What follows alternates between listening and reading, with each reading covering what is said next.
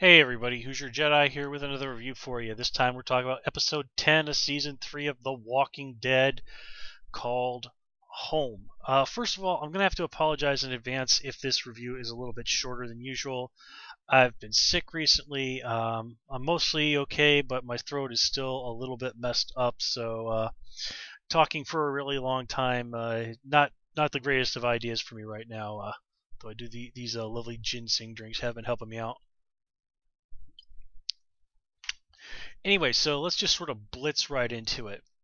So Rick, Rick, as Glenn so wonderfully put it, is still roaming around out in the woods, having a good old time in Crazy Town. And I have to say that you kind of have to wonder just if Rick isn't just borderline suicidal at this point. He's just so mentally messed up. He's certainly gotten very careless because, well, I mean, did I miss it, or did Rick not really bother to lock the doors behind him when he was leaving the prison? Not that locked gates are really a big issue at the moment. After this episode, the main gate has been busted down by that was it U-Haul, I guess it is, or something like that. So I guess it's something of a moot point, but still, I think that's just a sign of just how mentally out there Rick is. Now, I was surprised pleasantly that we did get to see the actual actress who played Lori, who, in my normal tradition, whose name I cannot remember, return, even if it is just for this very brief scene. But, that was the same way it was when we saw Shane again. And I think that works. You have to let the folks who've left the show move on. I mean, that's sort of how the Walking Dead universe works. Once somebody's dead, that's for the most part the end of that. Unless we're talking some zombie action. But here it's portrayed in a very pleasantly sweet fashion. It does just to show us that side of Rick, that little compassionate side that he really would only show to his wife, that we haven't seen in a long time. And seeing a little bit more of Rick's human side to remind us that there's still something of the guy that we know in there. I think that was needed. Now, on the other hand, when we see Rick have that conversation with Herschel by the gate, we're also reminded that, okay, just because there's some of the guy we know still in there doesn't mean that Rick as a whole is not so far out there he's practically orbiting Saturn. Now, I gotta say, man, I gotta give Andrew Lincoln a lot of credit for the way he delivers in this episode. It is just an incredible performance, really it is. You just feel so bad for Rick, and you just want to shake the guys like, Rick, get it together. Your people need you. And yeah, Rick's not coming back like that next episode. That's just not happening. But I do have faith in Rick. I think he'll cowboy up when he needs to. But I'm still thinking that there's going to be a lot of metaphorical body bags filled by the end of this season. But wouldn't quite be The Walking Dead if that wasn't true. Now, we're also getting to see a lot of back and forth on leadership here. Glenn even states that with Rick out of his mind bonkers, that he's basically the next person in charge. Of course, Glenn is out of his mind bonkers in his own, die-hard, death wish kind of way. So you see Herschel sort of trying to step in there and not exactly be the leader, but certainly be the voice of reason and logic. And for all of his best efforts, it doesn't work on Rick, and it doesn't really do that much good on Glenn. Still, you have to give Herschel credit for trying. At this point, he really is basically the best qualified person to lead them in that situation. Unfortunately, Herschel's also making the wrong call. I mean, it's pointed out to him, if they run, they've got a baby and a guy who can't really walk except on crutches. The group is not going to have an easy time of it if they were to take his idea and try and run for it. So, bad decisions just happening everywhere, and blowing up in our heroes' faces. Such wonderful drama. That's the great thing about Walking Dead. It's a fun show to watch, but man, oh man, actually being in that world would be just about the one step from about the worst nightmare you could imagine, huh? Okay. Now, speaking of talking about Glenn, let's talk about what's going on with him and Maggie. Now, I've basically sort of summed it up with Glenn. He's so focused on getting revenge on the governor for what the governor did to Maggie. He is paying absolutely zero creed to Maggie. He is not thinking about her needs, her feelings one bit. He is only thinking about his hurt, his anger, his pain, his humiliation, which of course just compounds all the trauma and horribleness that poor Maggie is going through. Now, one thing that I do have to give credit for is that the show really seems to have found at least a place for Beth, and that is that she's sort of the heart, as folks on TV tropes like to call it. I kind of like to I'd almost call her the morale officer, but that sort of makes me think of Neelix from Star Trek Voyager, and, well, it's really best not to think about Star Trek Voyager, and it's certainly best not to try and think about Neelix. That's not a knock on poor Ethan Phillips, by the way. He's actually quite a good actor who did the best that he could with what he had to work with. Oh boy, Star Trek Voyager. Okay, well, let's move on to something less depressing.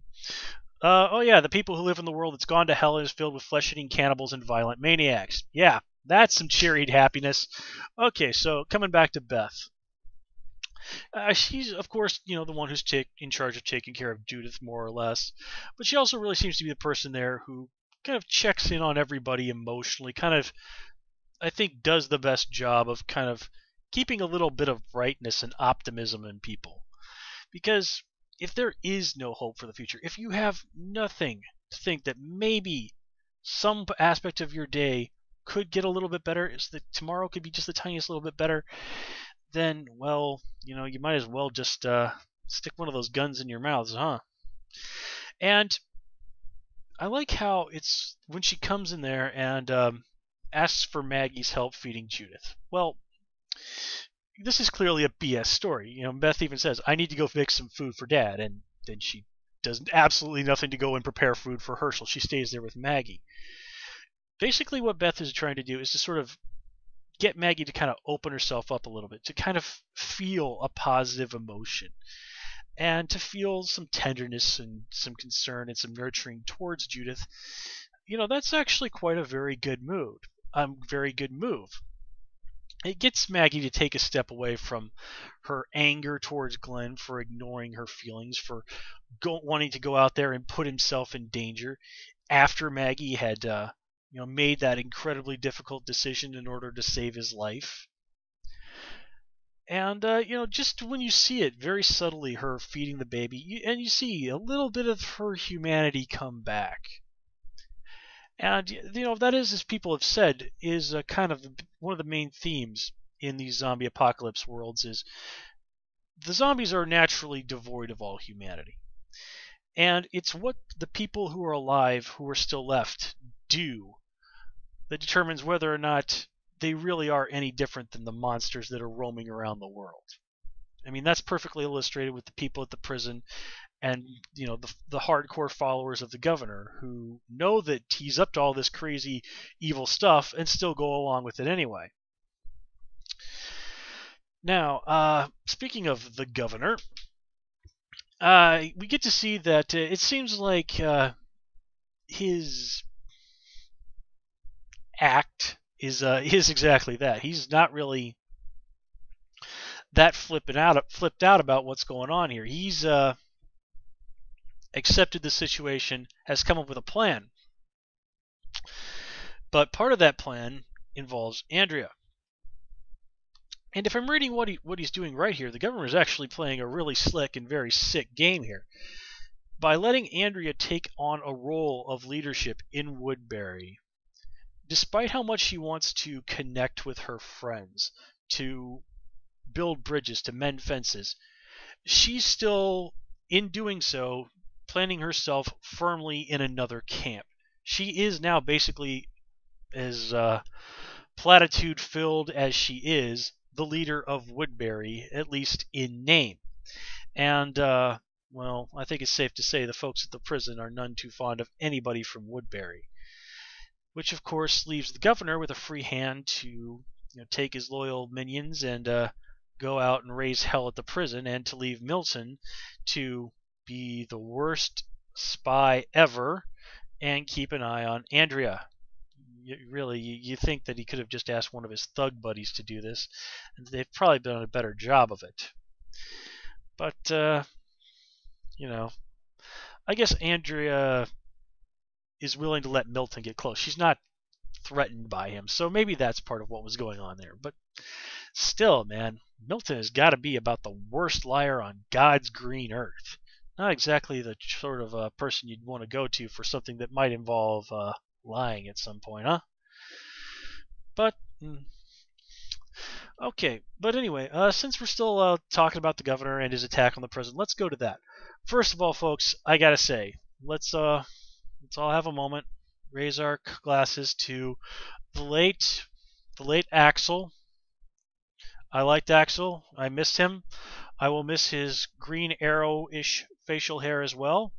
And I would also like to take this opportunity to salute Axel's extraordinarily resistant body armor, which, wow, that stuff really took a heck of a lot of bullets. But hey, it kept Carol around for another episode, so here's to you, Axel, your facial hair, and your choice in body armor. Okay. So, I gotta say, the whole attack on the prison, I totally did not see that coming. I was just like, wait, what? Whoa, what the heck? This is happening? Oh my god, I totally didn't see this happening. And the governor, well, we've only got one casualty, poor Axel. But the governor, yeah, he is a guy with a pretty good plan, and it really, really nails our heroes. And, you really can't ask much more from a villain who nails both the heroes and the audience completely out of the blue. Now, the sad thing is, though, after all this is done, he just sort of seems to be content to walk off and think, like, ha, the walkers are going to get those guys. Now, the governor, of course, does not know about Tyrese and his group, and he still does not fully understand just how resourceful and badass the folks at the prison are, even after they've already broken into his town and raised living hell. So I think the governor's in for at least one more very nasty surprise before before all is said and done. But still, seeing our heroes gather around and do whatever they need to do to push back, it's going to be an uphill fight. On the other hand, with things in such terrible disarray, this really does seem to me to be the sort of stage where Tyrese could present himself and say, hey guys, you really want to think about giving me a shot at helping you out here again? One more think? I'm pretty sure that's something we'll see before too awful long. Now, let's see here.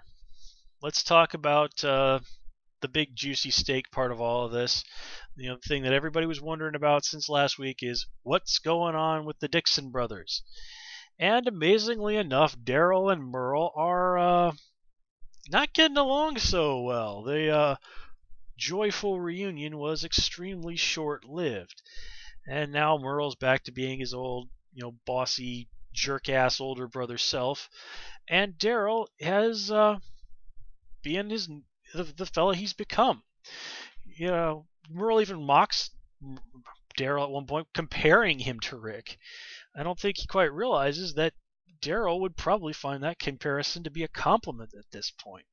So, of course, it doesn't really take too awful long for the Dixon brothers to really get into it, both physically and metaphorically. Now, I'm quite intrigued by whatever's going on with the tattoos that we find that Daryl has on his back. Now, it's very strongly hinted that this is something to do with their dad. I've got my own guesses as to what's going on there, but we'll see about that. But anyway, the difference between Daryl and Merle is, of course, very, very clearly illustrated with the Spanish folks that they save up on the bridge. Merle, of course, is just sort of initially content to just sort of stand there and laugh about the whole situation.